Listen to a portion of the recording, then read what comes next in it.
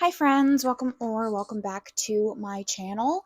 In today's vlog, as you could tell by the title of the video, I will be reading 4 of the most popular monster romances on Kindle Unlimited. This is a subgenre of like fantasy romance, I guess, that I haven't really explored. I've read a couple of them in the past and never really found one that I loved completely. And so I just decided, let's hop on Kindle Unlimited, see what everybody loves, see what the most popular is, and read those. So I've picked 4. Admittedly, a lot of them are because of the covers. I'm just obsessed with these like clinch covers for monster romances. So we're gonna hop in, we're gonna read these 4 romances, see how it goes, get my thoughts, and let's just get right into the vlog. So I decided to start with getting it on with the gargoyle. Excuse me, my cat has become obsessed with this wand toy, and if I don't play with him, he just doesn't stop meowing at me ever. So I'm gonna be playing with him while I talk about this. But I'm 30% of the way through this one. I decided to start with this one because I'd heard that it was like a pretty sweet, low stakes monster romance. And so far, it's really making me want to rewatch Once Upon a Time. So I think I'm going to at some point, but this is basically about 3 sisters who make a trip based on like this map that they found at a thrift store to this town called Ever. And when they get there, they find out that everybody is a monster of some sort. So far, we've had orcs and trolls and gargoyles and vampires and centaurs. I don't know of anything else that we've seen that's been called out, but basically there's like havens for magical creatures, and the heroine is the fated mate to the hero, who is a gargoyle, obviously, and then I believe the other sisters are also like mates to other beings. And they were called to this town because one of the sisters is the mate to the record and magic keeper in the town. He's a bit of a grump, but he called them to the town. So they're now here. They've had like a little orientation, which was very cute, and they're like figuring out all of this stuff going on. Like they've really just found out about like there being monsters and stuff. So obviously they're like, well, what's going on? But the heroine is intensely attracted to the hero. His name's Shepherd, and he's a gargoyle. The backstory of him is a little bit hard to understand. It seems like he grew up in Ever, but his family maybe like had some places elsewhere, so I don't know. But he's lived in Ever for like decades at this point, and his brother and his nephew live there, and they're just like, existing in this small town that sounds very cute and trying to like find their mates, I guess. At this point, they've decided that they're just gonna like finish out their weekend together, like it was like a girls' weekend or whatever. But the heroine is like pretty convinced that she wants to stay. We just haven't seen the accumulation of that conversation with her sisters, and we also haven't seen a lot of physical intimacy between the two of them. A lot of the conversations between them are shown and not told, or are told and not shown, which is a little bit frustrating for a romance, but it is pretty short. It's only like 230 pages. And so like if you're introducing a new town, a new world, new creatures, new characters, and also a romance, like obviously things are going to be a little bit fast. I think it's a cute, like, small town story.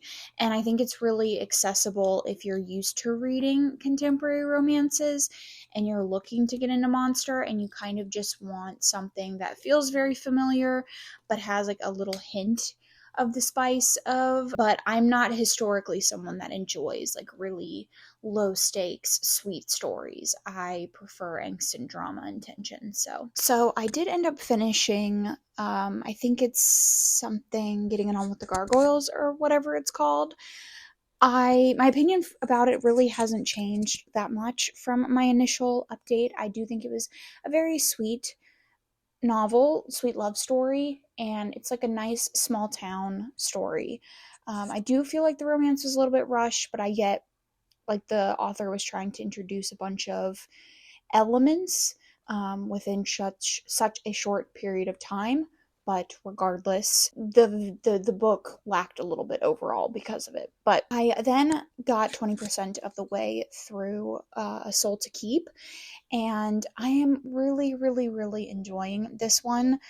It's basically about Rhea, who is a human, and she was cursed from a young age. Her entire family was murdered, so everybody in the town thinks she's cursed, and she's been like hidden away from everybody else. And every 10 years, a Duskwalker creature comes and takes like a sacrifice to appease the gods, and he gives them like a rune and stuff like that to protect them, and they offer her as the sacrifice, and they go back to the Vale, which is like this world that is accessed through this like haunted forest, and it's full of demons, and the hero has like a little cottage in the woods. And overall, the story has been pretty quiet and pretty sweet so far.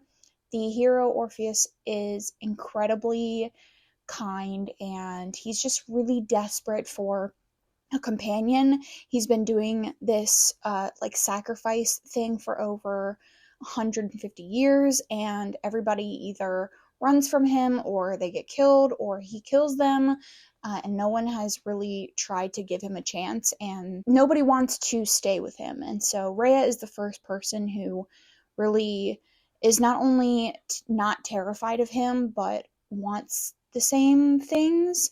She ultimately does try to run away, but regardless, like, they are fast friends, and he's very sweet and very attentive, and he's honestly like the star of the book. But I'm not super far in, so I don't know what the overarching plot of the novel is. I didn't read the summary, but the hero is exceptional. Definitely a like golden retriever, cinnamon roll type hero, which I adore every now and then. So I'll probably end up finishing that out, but first I plan to finish Morning Glory Milking Farm. I started it and I got not super far in. I basically just got through the setup of the novel, which follows a heroine who needs a job, and she gets a job at a I think it's like a bull milking place, right? It's exactly what it sounds like.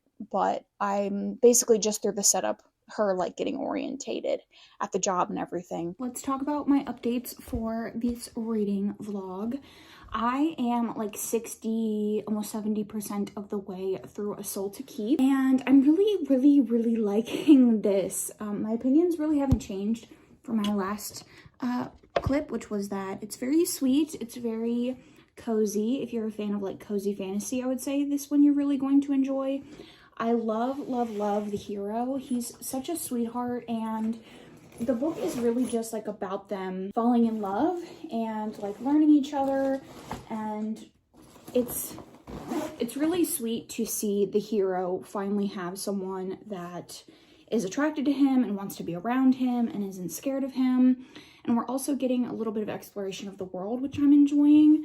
Overall, I wouldn't say this is the most high stakes story. I wouldn't say it's like crazy, like another book that we're about to talk about, but I'm really liking it and I'm excited to continue. I think it's a little overly long just because of how slow it is, but I think we're starting to pick up as far as where I'm at. We haven't had like full-on intercourse, but we did get like 2 pages of the description of the hero's penis anatomy situation, and it was like I was trying to do rocket science, to be honest. So I don't know what is going on in the downstairs area. All I know is there was tentacles, and it made me think of the Alien, but whatever. Regardless, I'm liking it. But I did finish Morning Glory Milking Farm. I did end up liking this. I settled on a 3-star for it. I will say like the last 45% was definitely better. I will admit, I just don't think I'm one of the girls that gets it. The first portion of the novel being all about semen and talking about like milking, and that was just not, for me, it like made me feel a little bit queasy. I wasn't the biggest fan of the language usage and the descriptions and like there being so much of it, like so much talk about milking minotaurs. It was just a little bit much. But once we actually got into like the romance and them spending time together and like working out their life together, it was pretty sweet. It wasn't like, shockingly, it wasn't like the spiciest, smuttiest, sexiest thing ever. Honestly, I was a little bit like, about the sex scenes. I'm not like a huge sex scene person anyways, but I feel like monster romance, you're like going in for something crazy, wild, over the top. And it was more sweet and slow and nice. So this might just not be my thing, like this type of story where it's just ridiculous and over the top. It might have just been the language usage. Talking about semen that much is just disgusting to me. So, but I'm going to start up The Dragon's Bride. I know that this is like making a deal with the devil. You get put in another, or a demon, you get put in another world. And I think she like falls in love with a dragon. Side note, the covers of these monster romances are just, love it. It's less than like 150 pages. We have a lot of talking to do because I've actually finished all of the books for this video and I didn't update you guys, so I'm terribly sorry if you were excited for the Dragon's Bride updates along the way, but we'll start with A Soul to Keep. Really don't have any new opinions on the novel having finished it. The romance is very sweet and I do like the world. It's very interesting, but I wouldn't say it's the most captivating story that I've read.